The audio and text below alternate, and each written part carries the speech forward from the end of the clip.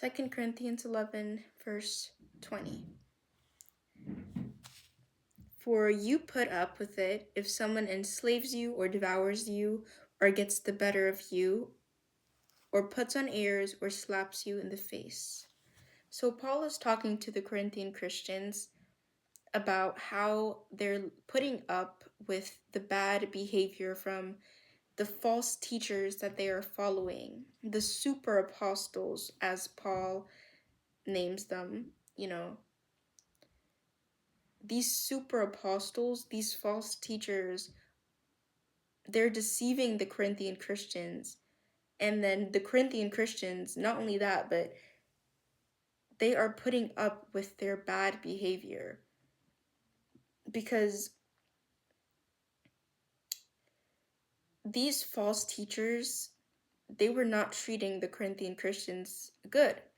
And the Corinthian Christians, they foolishly accepted controlling behavior, allowing these super apostles to enslave, consume, and exploit them.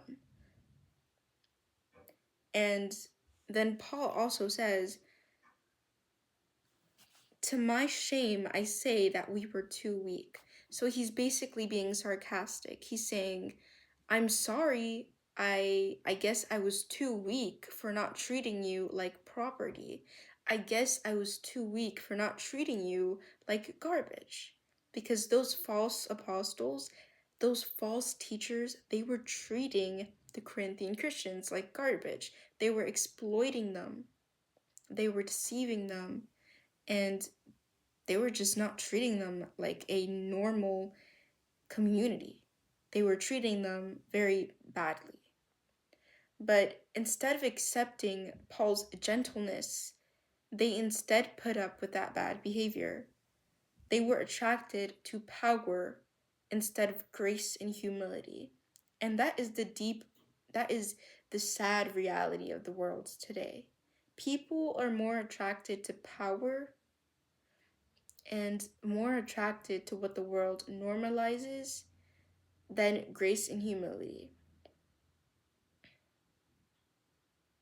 In this world, we are easily impressed by how successful a person is or how much power they have.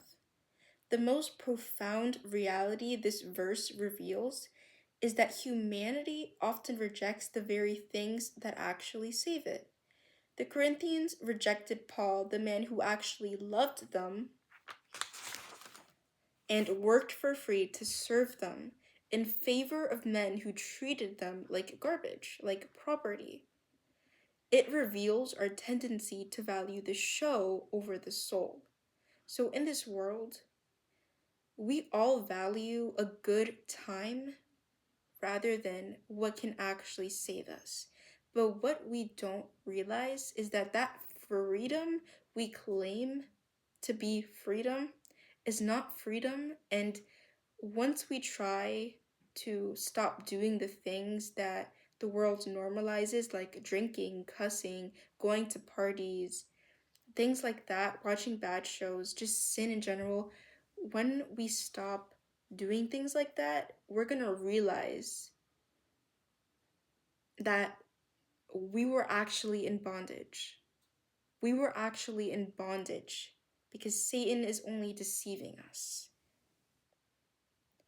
These are all things that we normalize and we think it's what freedom looks like. But we are actually in bondage and being deceived and controlled by the enemy. And that's just the deep reality that the world cannot see. And it's fun because it's something everyone else is doing. We reject the one who died for us for no charge in favor of a world that treats us badly and leaves us empty and feeling like garbage, like the false apostles did to the Corinthian Christians. But we put up with it because we think it's okay, because we think it's normal, because we think it's fun.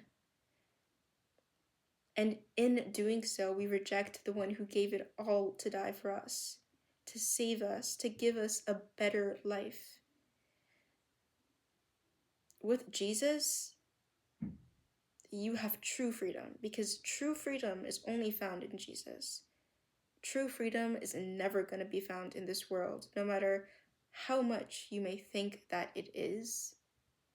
True freedom is never going to be found in this world. It is only found in Jesus. And honestly, if you really think about it, this is literally a mirror of Jesus. Paul was rejected because he looked weak, because he was gentle with the Corinthian Christians. And so it's kind of a mirror of Jesus. When Paul is sarcastic, saying, "Oh, I'm sorry for being so weak and not treating you like trash," it's basically like, it's saying, it reminds me of what people say about Jesus. People say Jesus is weak because he was gentle, because he died for us.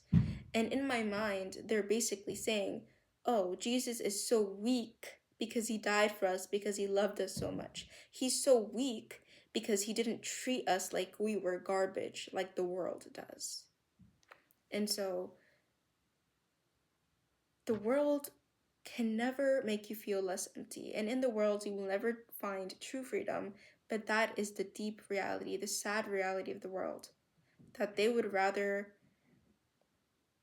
look for answers in this evil world than go to Jesus for answers. Because this is a confusing world. But if you are confused and if you are looking for answers, then Jesus is the one that you should go to. Because Satan, he will only give you black and white answers, and he will only give you half truths.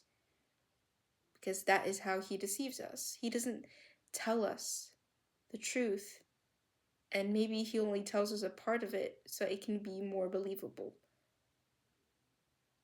But yeah. Do not choose to value the things of the world.